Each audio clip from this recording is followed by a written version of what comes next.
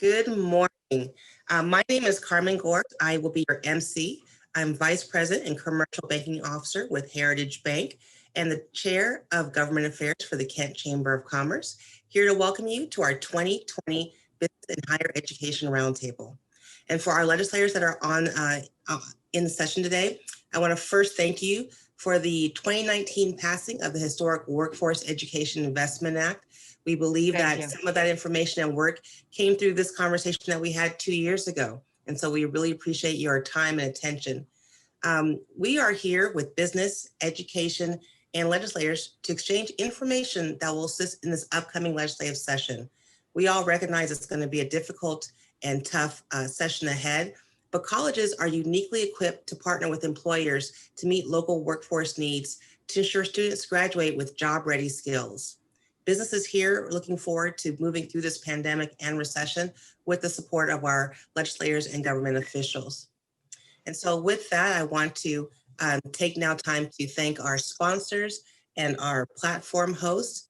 Our hosts have been the Kent Chamber of Commerce and I Love Kent and King Media. We are supported by our education sponsors, Green River College, Highline College, and Renton Technical College. Our sponsors for this event are the Auburn Area Chamber of Commerce, Covington Chamber of Commerce, Renton Chamber of Commerce, Seattle Southside Chamber of Commerce, the Boeing Company, and Puget Sound Energy.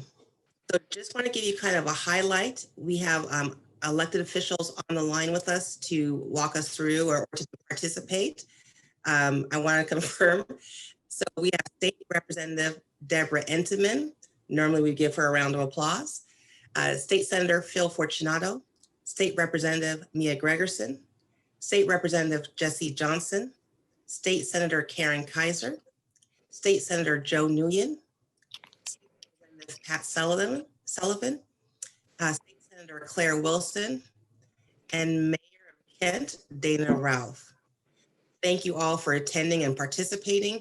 Your service and leadership is greatly appreciated and respected.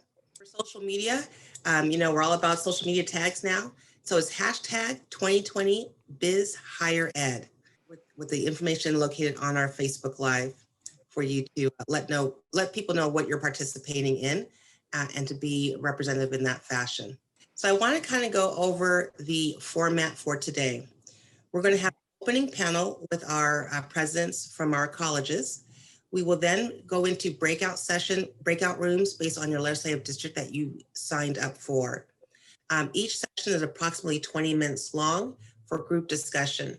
You will have a host in that room that will help facilitate questions between legislators, business, and education. We will then come back for each round for a quick recap by the lawmakers and a little overview. After the round, we will come back with a wrap up with Q&A. Each room will have a separate scribe to take notes and minutes that we can then formulate and forward to everyone at the conclusion of the event. If you should have any questions, please share it in the chat and we will work towards resolving those issues and concerns as we move forward. Like everything in 2020, this is new and a new experience for many of us. So please be patient as we move into our breakout rooms. It may take up to a minute or two to get everyone aligned and assigned into those breakout rooms. So with that being said, and as I have done in every year, I promise we're going to be out of here by 11 a.m. So bear with us and stay tuned. So I want to start with our opening panel, and our presidents will give us a 30,000 foot level of conversation. We have from, Highline College, we have Dr. John Mosby. He has 25 years of higher education and joined Highline College in 2018. He is a staunch advocate for student success. Followed by Dr. Kevin McCarthy, who joined Renton Technical in 2005. He is just the fourth president in that college's history. In addition, Dr. McCarthy is in the inaugural class of the Aspen New Presidents Fellowship, an initiative meant to support community colleges community college presidents so they can accelerate transformative change for their students. And then we have Dr. Suzanne Johnson, who joined Green River College in 2017 with nearly 35 years of higher education experience. She strives to hit the ground listening to learn how to make students' dreams come true. Good morning, presidents. I will now turn it over to Dr. Mosby. Good morning, everyone. Thank you for the very kind introduction, Carmen, and want to just take a couple of moments, a little bit, and thank everyone for putting this on and putting this together. I know that there's many more people than I can list, so I will just say a general blanket thank you to everyone, especially in these very unique times. And it's always a pleasure, as Suzanne and Kevin, we were remarking earlier, it's always a pleasure to work with such wonderful colleagues. And I do have the best colleagues, especially the ones close to me here in South King County. So I will start, just talk for a few minutes, my end. And when we go to the slide, talking about the shift in South King County. Now, as Carmen said, I joined Highline College about two and a half years ago from California. I spent my whole life and career there, but now I have a new home in the Pacific Northwest. And I've seen significant change in the 2.5 years that I've been here. Taking a look at housing, and I'm saying a lot of things that people already know, but seeing the shift in housing, seeing how expensive housing is now, seeing the amount of growth in housing in South King County, and the shift from folks all across Seattle area now coming into South King County, and actually going through South King County as you go more into Tacoma and so on. But just looking at South King County, the housing is quite remarkable and quite different. And I live very close to Highline College, so I'm right in the middle of it. And the neighborhood I live in is basically a brand new neighborhood. So we have so many more people and new people, and that's changed our area. And if you look at the demographics, the already diverse, beautiful area, and I love this area that we live in so much, has become even more diverse, even more of a collection of amazing people from all over the world.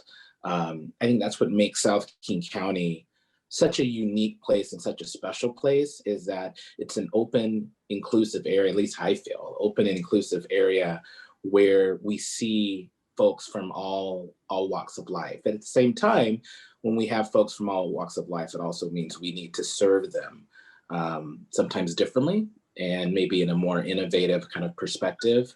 But with such a diverse group of folks comes a different set of needs. And speaking of diversity, just taking a moment, and that's reflective, this shift in this community is reflected in Highline College, for example. Highline College is the most diverse college in the state of Washington, and one of the more diverse institutions in the United States, with a high 70% plus students of color. It represents just the community in such a beautiful, beautiful way. But I would also say the same goes for Green River and Renton Tech. We are the heart of, I would say, South King County, and the collection and beauty of our community is definitely represented at our three institutions. Taking a moment to speak again about Highline, our ESL program, English as Second Language program, is a big program. It's thriving, it's growing. It's also because, again, the representation within our community. And we feel that there's a responsibility when we have folks wanting to learn, wanting to grow, wanting to develop, and wanting to be able to enter into career and technical programs that is not only going to provide educational opportunity for them, but career attainment long after, that provides a workable living wage. And I know my colleagues will talk about that as well. But those are just kind of some standout kind of areas that we really see as being crucial to the community. And when I say crucial, I mean it's imperative. Recognizing those needs, and our institutions continue to recognize those needs every day by talking to our community. Because when we're talking to our community, we're helping provide economic vitality for South King County. So one of the wonderful things that I have loved about coming to Washington is being a part of, not just being a part of Highland College in this presidential capacity, but being part of, I think, one of the strongest educational systems in the United States. The Community and Technical College CTC system is a very powerful higher education presence. And it's something that I have not seen in a lot of places throughout the country because we speak from one voice. The presidents and chancellors and institutions and folks from state board, we really try to have one voice when we're really advocating for the needs of all of our communities, regardless of if you are in South King County or if you are in Eastern Washington or if you're in a more rural area. We recognize that the communities can differ. We recognize that some of the challenges and opportunities might vary, but we recognize that the services and the goal of providing excellence to our communities, regardless of where we are in our system, what college, is our priority. And that's something that we're committed to every day. We're committed to providing opportunities for folks to enter professions that's going to provide a sustainable living career wage, not just for themselves, but for their families and the legacies that they create and continue to create. And also, again, providing opportunities for our communities to transfer. They come into our system. Many of our colleges have bachelor programs. So students can actually, individuals can come in and receive a bachelor's degree there, but we also recognize that students look at our system as an opportunity to further their education at other institutions throughout the United States. So, our local institutions, out-of-state institutions, transfer is very important to us. We recognize that our students come into our system in have different paths, and we want to make sure that we provide those opportunities for them to achieve their educational goals and dreams. So the critical need in South King County, there's many, right? And again, I'm not saying things that necessarily people aren't aware of, but when looking at Bill 2158, workforce education investment, again, as what was mentioned earlier, to train for folks for Washington jobs, again, coming from California and working with legislators in the session. And I want to thank our legislators here, and I want to thank the legislators throughout Washington for their tireless commitment and opportunities to just listen to us. And I know we were very, very present, but to listen to us and to hear about really our needs and what's so important. And knowing that was not easy. There was a lot of work behind the scenes that I'm sure, aware of to make this possible. But again, thanking folks for this because it is critical. We are, higher education, I would say the CTC system is the most powerful form of higher education in the United States, because someone can wake up in the morning and say, I want to go to school. Someone can say, you know what, the CTC system is a place where I can do my second, third, or fourth chance or fifth chance. But we're open to everyone. And when we talk about open access, we mean it and we believe it. So the investments that have already been set up, we want those protected. We recognize the power of higher education. We recognize the power of our system, and we recognize the current and future power that our students and our communities possess. And they want opportunities. They want to grow and develop. And we are definitely committed to making that happen. That's our focus and our priority.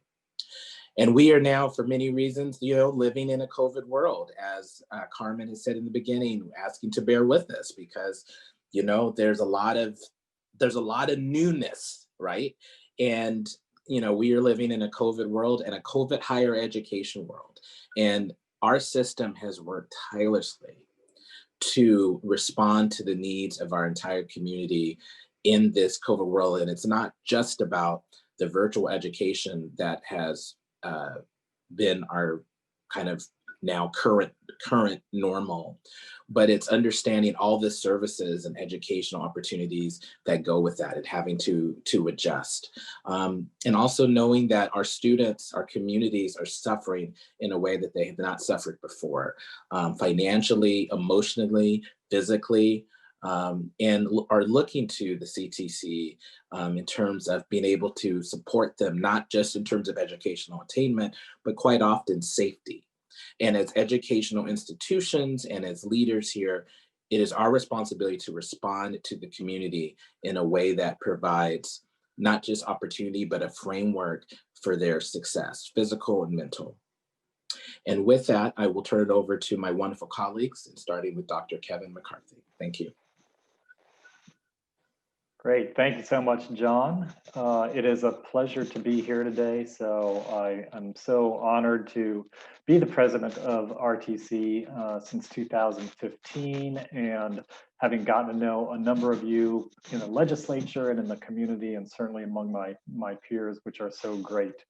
I want to really focus a bit on equity in our system because we have intersecting equity, economic, and public health crises going on. And to really address those, we have to close the equity gaps in our economy. And, you know, much to John's point, the community and technical college systems play a crucial role in that way. We are the educators of new healthcare workers. We provide the educations for people to skill up for this evolving post-COVID economy, which is going to help business and industry recover. And we're facing deep-rooted social justice crisis that's increasingly revealed to have significant effects on our students and faculty, staff, and society, and we must be ones that help change this. As John mentioned, I want to kind of reiterate, we are a system, and as a system, our colleges served over about 340,000 Washingtonians last year, even with the kind of COVID-driven enrollment drops we saw in the spring. And of those, nearly 1 of 8 of these students attended our 3 colleges in South King County, which is a significant percentage and shows the importance of this area in the state. Almost half of the Washington's community and technical college students are students of color, which is a higher percentage than the state's population overall. And at 10 of our colleges, the majority of students are students of color. And certainly our 3 colleges are within that group. And in fact, more than 2/3 of our South King County College students are students of color. As John mentioned, Highline is the most diverse at almost 80% students of color. And what this makes for, it's hard to express, and you get the best feel of this when you're on campus, but even remotely, as we're experiencing now, this makes our campuses really vibrant and exciting because we have students that bring such a wealth of strengths and experiences to bear in the college environment, and they apply them to their education, be that learning aptitudes or the multilingual capabilities we see. You know, John had talked about the strong ESL presence at Highline. It's very similar at RTC. You know, these are students with resilience and drive. It just makes for a great dynamic. And so really our student bodies are a unique source to diversify our regional workforce with skilled individuals. And that's an exciting mission to be on, and really important in this collaboration that we see here today with business and industry and legislators. And yet, our students of color and our faculty and staff of color, they experience systemic racism in an ongoing manner. And we need to address this head on and publicly. And that's really important for our approach to education. Addressing inequities is key, not just at our colleges, but for our whole college system's vision. And as John mentioned, as a system, we can speak with one voice. And importantly, in 2019, the State Board of Community and Technical Colleges adopted a vision statement. And I just want to give you the first sentence, which is, leading with racial equity, our colleges maximize student potential and transform lives within a culture of belonging that advances racial, social, and economic justice in service of our diverse communities. It's an important statement. My board certainly endorsed that immediately when it came out. And I think the colleges, the trustees, all our constituencies are very strongly behind that vision. At our individual colleges, we're improving hiring practices, we're interrogating policies and procedures to kind of reveal that baked in nature of systemic injustices, and we're working to modify curriculum. One of our major efforts is called Guided Pathways. It's a redesign effort for how we work with students to make them more successful. And it was generously funded in this biennium through the Workforce Education Investment Account that John mentioned earlier. And it's fortunate that we're very quickly beginning to see results, improved results in retention and completion for all students, and especially students of color. And so we really do need to maintain the Guided Pathways appropriation in the next biennium and expand our efforts to develop inclusive and anti-racist curriculum in all fields. And it's not just our students. I mean, we need to look at our employees as well. Our students are assisted by increasingly racially and ethnically diverse employee base, adding to what's already an economically diverse workforce. At RTC, for example, we've grown from 27% faculty and staff of color to 40% in the last 5 years. And yet, like for others in our society, these crises that I opened up with are disproportionately affecting employees from marginalized groups. And we must really work hard to ameliorate those effects. If college budgets are cut, the state's capacity to serve the diversity of adults in our state will be reduced at the very time when they need them the most. And so we know that many in our business community have been hurt by these crises as well, and we look forward to collectively engaging our recovery. And today is a great way to approach that collaboration for our collective benefit. So thank you all very much, and I'm going to turn over to Dr. Johnson. Thank you, Dr. McCarthy. So I'm going to bring this home and tie some things together and get us set up for breakout rooms. I'm going to address the connection between funding, equity, and economic recovery. Next slide, please. Given what President McCarthy and President Mosby have laid out for you, it's very clear that our TTC system's legislative and budget priorities are focused on two things: economic recovery and equity. Our collective goal, and everyone here today, is to help restart the economy that has been devastated by the pandemic by helping unemployed people get back to work. We know that Washingtonians who have been mostly impacted by this are people of color, younger workers, people without college credentials, frontline workers in hospitality, restaurants, and retail. These are some of our most vulnerable employees and low-wage earners. And this constitutes a huge percentage of people who need our system the most. Next slide, please. So by providing funding that President Mosby has laid out, it allows our colleges to continue maintaining our capacity to serve Washingtonians in college credentialed programs that not only lead to good jobs, but family sustainable wage jobs. We can increase access to high demand STEM and technical programs with an emphasis on providing these opportunities to marginalized student populations, such as students of color and women. These are some of our highest wage earning jobs, and these are the fields that we can provide access to at an affordable cost. And in addition, as President McCarthy was also pointing out, it allows us to increase capacity in worker retraining and job skills programs. All of these abilities address equity in education and career options. Next slide, please. We have an unprecedented opportunity right now to close equity gaps in our economy, raise educational attainment among adults, and increase the supply of talented and skilled workers for our state's employers. You know, it's been said that in every crisis, there's an opportunity. And the convergence of this pandemic, the economic implosion, and the stark exposure of racial inequities provides us with this unprecedented opportunity. And I would like to say an obligation that we all hold to work together to allow for education equity and career and economic vitality. Next slide, please.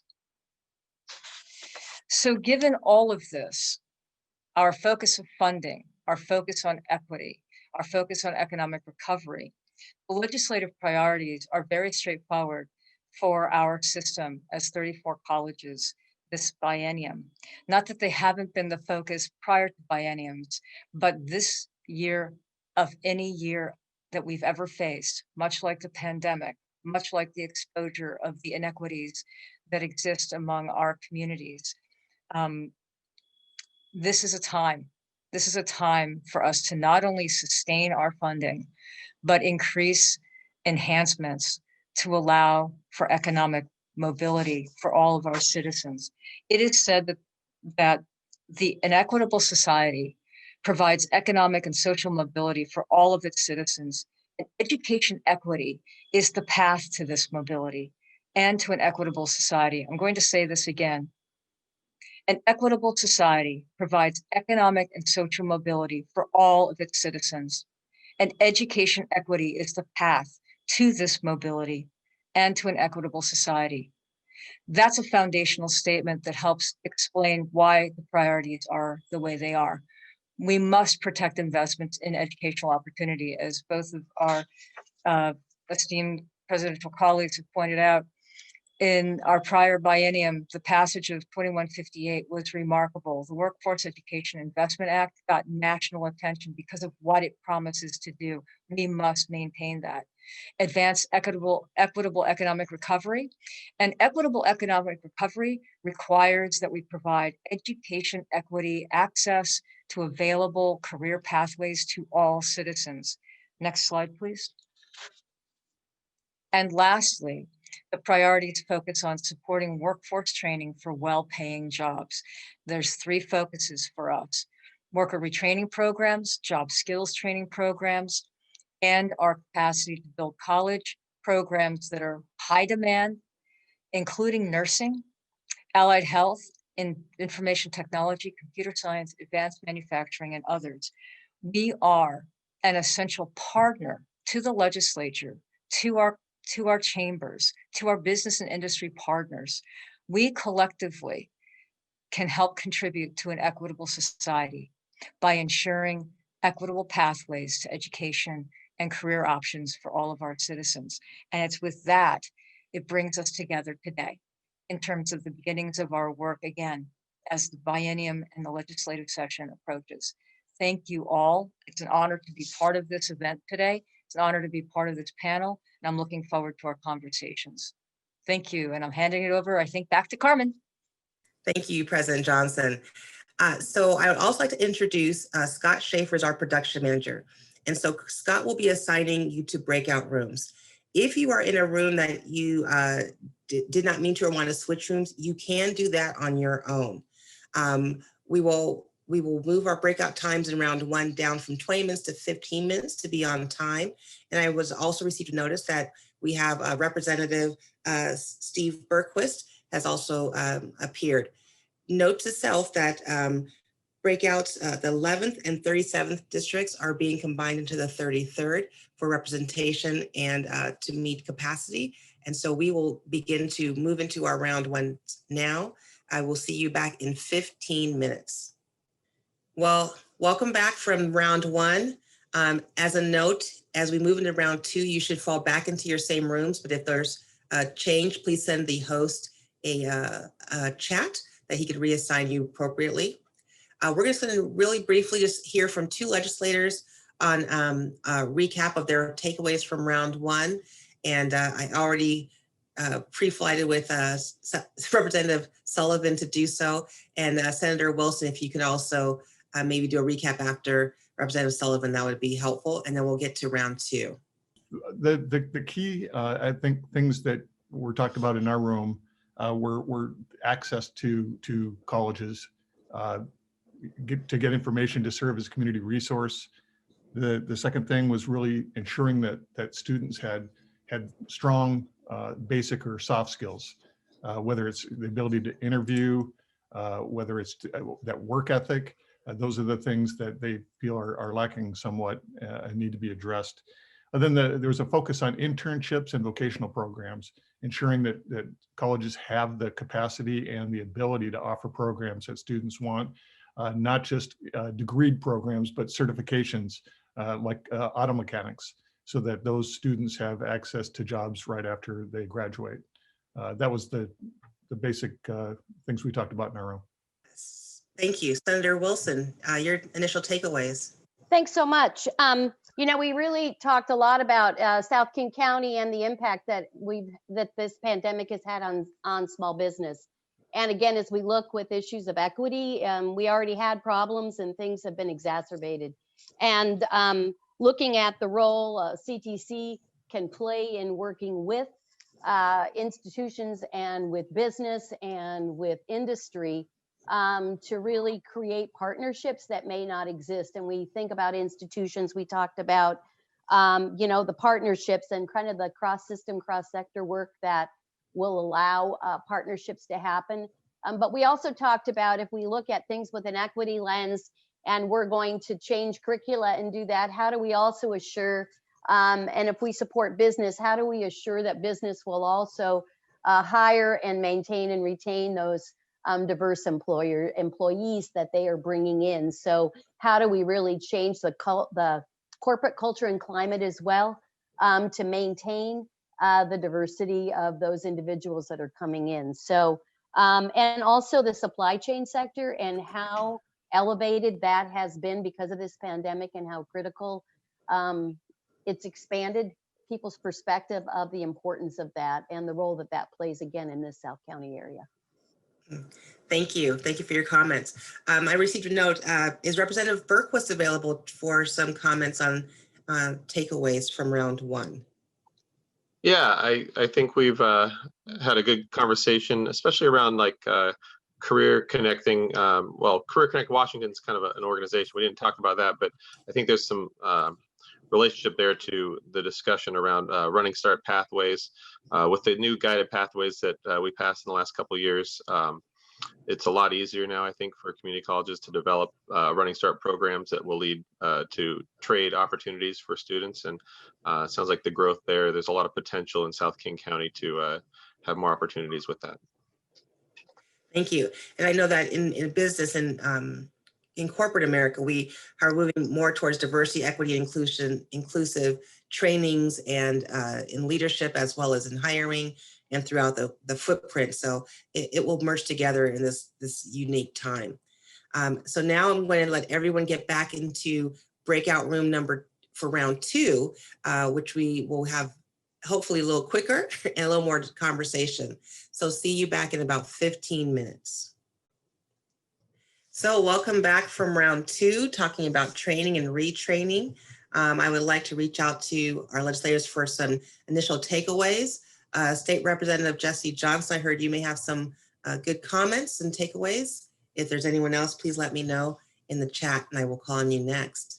Thank you so much. We had a great conversation first just around how do we achieve racial parity in our small business environment. And as we move forward beyond COVID, what does that look like? How do we ensure that hiring and retention practices are being done through a racial equity lens? And we also talked about apprenticeship and was able to hear from a couple folks about South King County and what we need to do to increase that level of opportunity and access. One of the things I always think about as an educator is our students have a lot of wide interests. Some choose the four-year college pathway, and that's valuable, but others want to go a different path. And so how do we position our students to launch into these career pathways from high school? And so really interested to see how government, industry, community colleges in our K-12 system can partner up to achieve that, specifically in South King County, where we have the highest need. Federal Way School District, where Senator Wilson and I serve, has the first highest or the most diverse school district in the state and fifth most diverse in the country in terms of public schools. And we want to make sure that we have community assessments that are happening to match up where programs should be able to exist to get to our students right in their backyard. So really interested in seeing how we can partner together further moving forward. Thank you. Thank you. Representative Deborah Entenman, I believe you have some comments and takeaways. Yes, in our group, we had a discussion about workers and employers and internships that don't pay. And what is important for people to understand is, one, if we really want to talk about equity, we can no longer talk about internships that don't pay. There are ways for employers to work with a work-study program that, if a student qualifies for work-study, takes about 20 minutes to fill out some forms. 90% of the student's salary will be reimbursed. And so I think that there are ways to have internships, even in small business, that will benefit the student and will benefit the employer. I think that what we need is a bridge for communication to understand how the work study system works, who's eligible for work study, and then how we can make those connections in what we might think of as non-traditional work study experiences. I worked in a nonprofit for a work study. I actually was volunteering there, which I really couldn't afford to do when I was in school. Mm-hmm. And I said, will you become a work study site? And they said, sure, we'll become a work study site. I had one supervisor, one piece of paper per month, became a work study site. And now they have continued to be a work study site because it was very easy for them to do. And it is, I think that we think it's complicated, and it's really not as complicated as we think. So do you think that's more of a knowledge that needs to be communicated to employers and industry? Yes. It's just a presumption? Not only communicated to employers and industry, but communicated to the student themselves. I went out and sought out a place for a work study. I knew that I had money. It wasn't being used. I asked my college how to become a work study site. And then I talked to my employer, put them together, became a work study site. So. Okay. That seems like it's a small hurdle, but just an unknown thing to step over and keep moving forward to be productive. Exactly. Thank you. Thank you for your comments, Representative. Representative Berquist, I believe you had some comments to add from your takeaways as well. Thanks. Yeah, it kind of leads into my comments. Representative Entenman put some hard work into our workforce education investment account. And that includes an apprenticeship grant program that kicks in this year.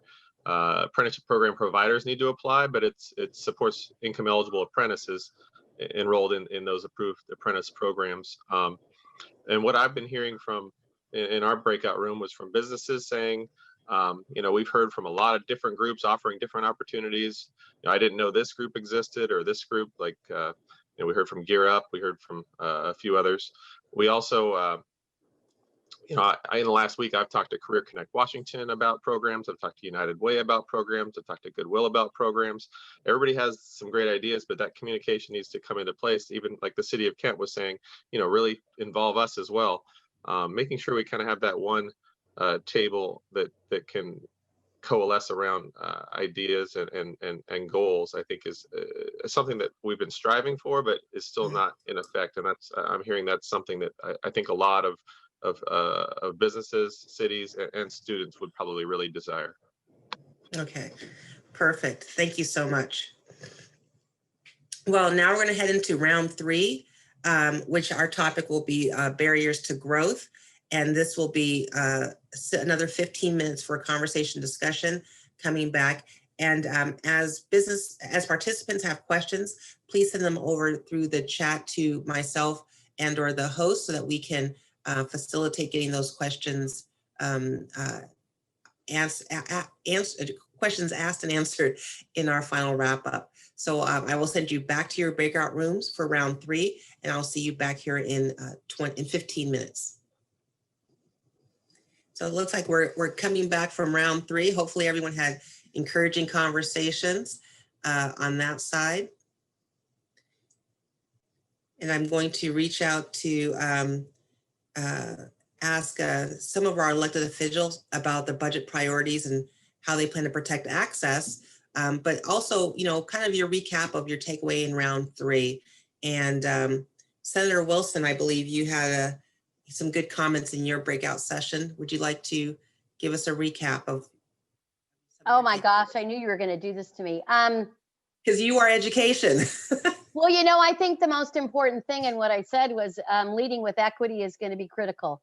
And it really, as sad as it sounds, and it sounds horrible, but it isn't.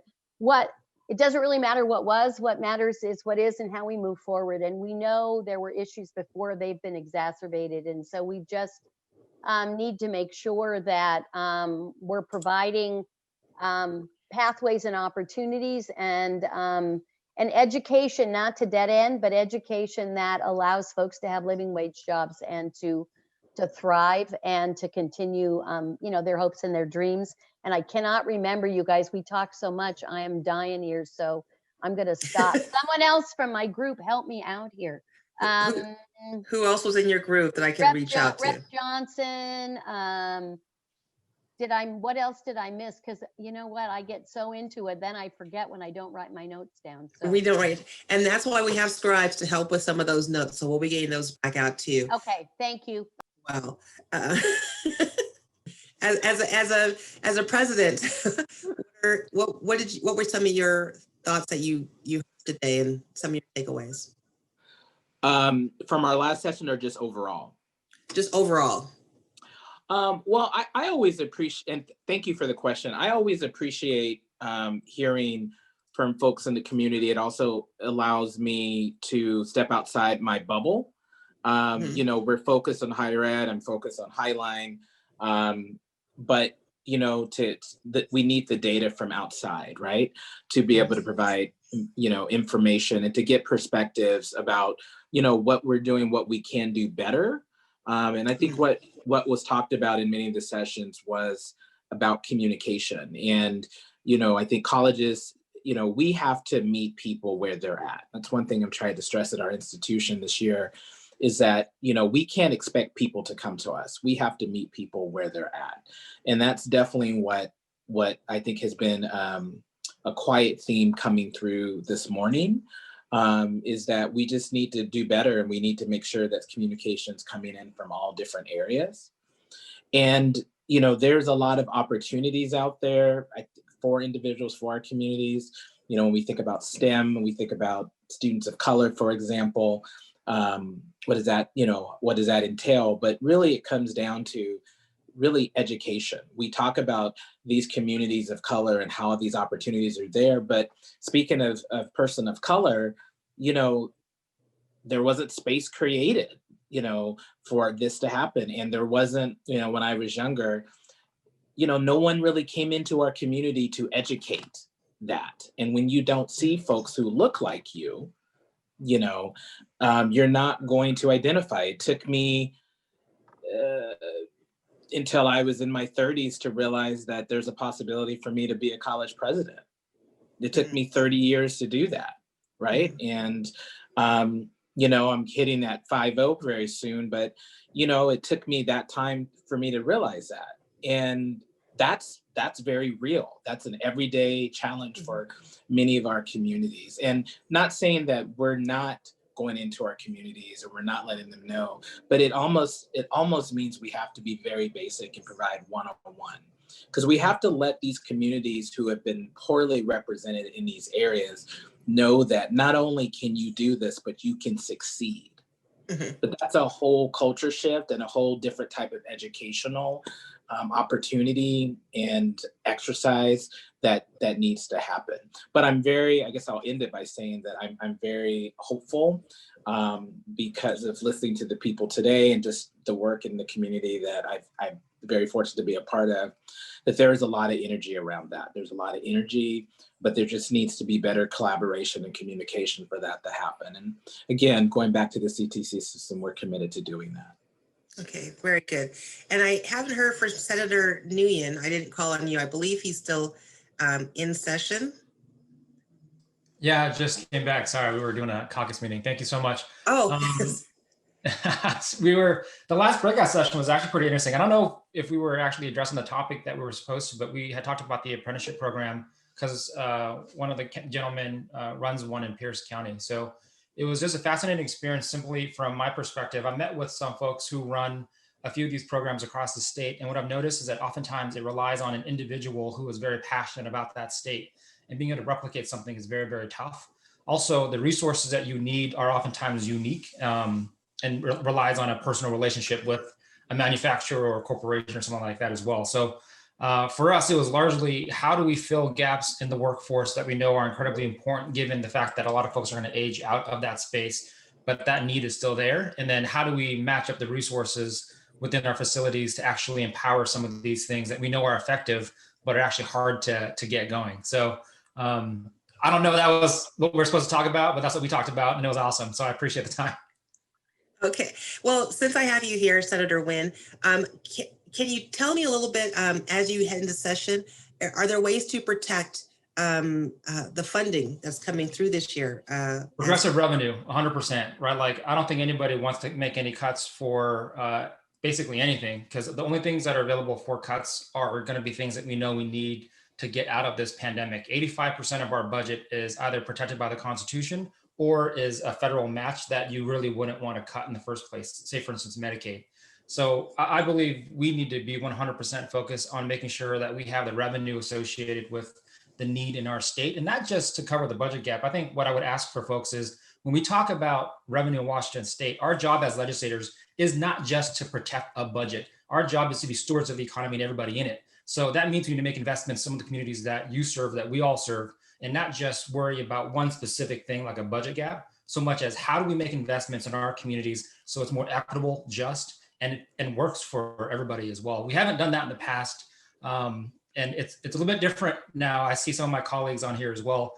There's been some new people in the past few years who are a bit more vocal about our desire to serve the communities we come from. I'll say that lightly. And because of that, I think the conversation has changed specifically in the Senate as it relates to how do we make investments. Before, the Senate was very, very cautious about making these investments. Caution is no longer a thing that I think the majority of us are worried about so much as how do we get the right outcomes. So progressive revenue, we can't do any of the great things we're talking about without having the revenue to do it. Okay, so here's my question, and I will ask each legislator that remains is, write the year in review for December of 2021. Oh, God. God will still be here. Hopefully we are too. Right.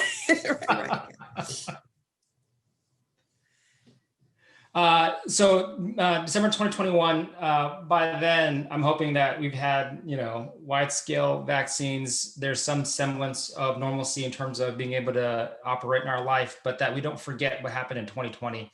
I think the biggest thing for me is that COVID just exposed the inequities already had in our society. And I hope that we've taken this time to learn from those issues as well, and that we have now become focused on protecting each other and not just ourselves. So for me, that means having progressive revenue in Washington state that pays for childcare, that pays for pandemic response, that pays for education, that pays for all the things we know we need in our society. I'm candidly very focused on that front, just because if you do the math in terms of how everything plays out, you can't do any of the stuff that we want without revenue.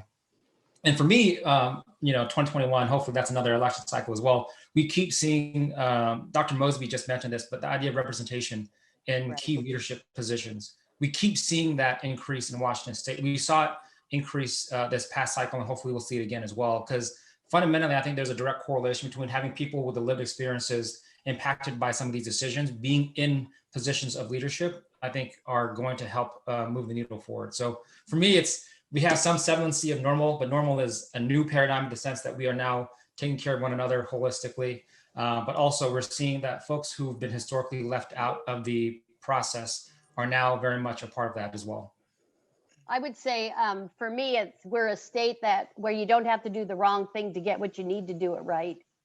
We're the only place in the world where you really have to do something to get attention, as opposed to coming in a place where we're equally accessed and we're equally resourced. So for me, 2021, we reflect back, we've done reparation, we've made amends, and we're working toward an equitable future and economy for all. And that 2020 was a blip that taught us how to look at the world differently. and to make the change and to be the change that we have said we've wanted for so long, but have been unwilling to do. Very, very well said, Senator Wilson. Thank you for those comments. Let me hear from State Representative Deborah Entenman on your year in review for December 2021. So my year in review for 2021 is that we all simply had to sit with ourselves and take a collective timeout. We had to witness the death of George Floyd. We had to witness disproportionate impacts of COVID. We had to witness how we have an election and an election system that has worked, but has worked because people who we historically did not want to vote and tried to suppress their vote came out in record numbers so that we did not have to continue with the tyrant that we had in the White House.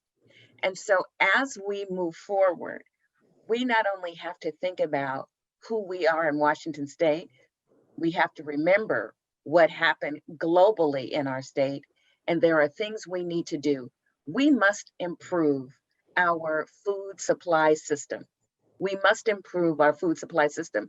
There should be no reason that we have people leaving food to rot on the vine when we have hungry people. So we need to protect not the farmers, but the farm workers. We need to protect the farm workers. We need to make sure that we can go from farm to table in a healthy and ethical and equitable manner so that we never have to worry about whether or not food can go from Eastern Washington to Western Washington. We also need to look at our healthcare system as a system. We have public health, we have private health, we had a pandemic. We see how they need to work together greater than ever. To me, when I think about the fact that people come from Eastern Washington to Western Washington so that they can get healthcare, there's something wrong with that to me. I think that people should be able to be in their communities, and we should have a true, robust public health system that provides care for you where you are. I understand that in a pandemic, folks got overwhelmed with a system because we simply did not have enough healthcare workers and beds. But I think we need to do a better job with that so that we don't ever have to worry about this again. I think this time has basically put us in a timeout so that we can reflect on what we have done that may not have been to the best of our abilities. And what I see for 2021 is for us to all improve ourselves as a collective so that we can all benefit. And one of the things that Senator Wynn has talked about is progressive revenues. Yes, that means we need to have a capital gains tax in Washington State. There are people who pay nothing into this tax system. And instead of us looking at the folks who are not paying anything, we are fighting amongst each other because we feel we're paying too much. I think we need to change our focus and look at who's not paying anything and make sure they pay something into this system that they benefit from. So that's what I see. That's what I'm going to look at. That's what I'm going to write about in 2021. You remind me of my grandmother when it says, sit down and think about yourself. Think about what you've done. And so it sounds like we're going to be sitting down this year and thinking about what we have done in the past, and we're going to go into the future, and that's your December 2021 forecast. Thank you, Representative Deborah Entenman. Representative Jesse Johnson, can I get your December 2021 year in review? Well, first, it's hard to imagine a year from now in light of this pandemic and what we faced in 2020. I feel like we are kind of taking a collective breath of just like, wow, that was a tough year. But as I think about moving forward, the thing that comes to mind for me is how do we move closer, just a little closer to a world where racism, classism, sexism, any of those isms are not factors that determine your life pathway. And we create more opportunities for the things we're talking about today, like good healthcare, quality education, economic career pathways, good housing, stable living. I think these are the things that we want, and our young people have a prophetic vision for what the future should look like, but we haven't moved closer. We think we may have. We need to make those bold steps as legislators, as the private industry, as just citizens in general, to that future that our young people speak of. And so for me, it's just really taking a breath at the end of this year, but looking back, I would hope that we move just a little bit closer towards that world that our young people deserve, that our communities deserve, and especially our communities that have been most marginalized, our Black community. So that's for me, that's what I'm looking forward to. Okay. We will see you in 12 more months and see what that looks like. I don't want to forget State Representative Steve Berquist, your 2021 year in review. Thanks. I would echo a lot of the remarks from our great senators and representatives already that they've mentioned. But if you had asked me this question in June, I wouldn't have had a great answer for you, because no amount of progressive revenue would have gotten us out of that hole quick enough to avoid some pretty disastrous decisions. But we're looking at a bit rosier picture now. Hopefully we can really focus on economic development and recovery, especially for our small businesses that are truly suffering. And if we can, gear that up early on in session and make sure there's some stimulus available and some progressive revenue opportunities, I think we can move ahead. And by the end of 2021, we'll have our kids in school, our families together for the holidays, and hopefully we'll be on that really successful track to recovery. Thank you. And I don't want to, I know we lost Mayor Ralph, but I believe we have Kent Council Member Brenda Fincher on the line, Council Member, would you like to talk about your takeaways and your 2021 year in review as an elected official locally here? Oh, thank you. My 2021 year in review is similar to what we just heard. That I'm hoping that our families are back together. I'm hoping that we are recovering economically throughout the communities. I am hoping that we have a vaccine that is being actually taken by people, one that we can trust and is helping the situation. I'm hoping that we have more partnerships between the businesses and education that also include the cities and the different municipalities where people are. And I hope that the wave that we have seen that is addressing equity, that continues. My fear is always that we have short windows for things like this, so that people are looking at those and that we can make some gains in areas that need to be made on that equity lens. So thank you. Thank you. Well, that's going to really conclude our event today. I want to thank our elected officials for their attendance and presentation. I want to thank our Kent Chamber of Commerce and I Love Kent, South King Media, for hosting the event. Our education sponsors, Green River College, Highline College, Renton Technical College, all the presidents, thank you for your time and your words of encouragement and what you've done. Thank you to our sponsors, Auburn Area Chamber of Commerce, Covington Chamber of Commerce, Renton Chamber of Commerce, Seattle Southside Chamber of Commerce, the Boeing Company, and Puget Sound Energy. This, as the election showed us, we are fully engaged this year. Thank you for your continued engagement, and do not stop. We need everyone's voice at the table. You guys have a great day, and as promised, you're out of here before 11 o'clock with 10 minutes of your day given back to you. Take care. Thank you for attending.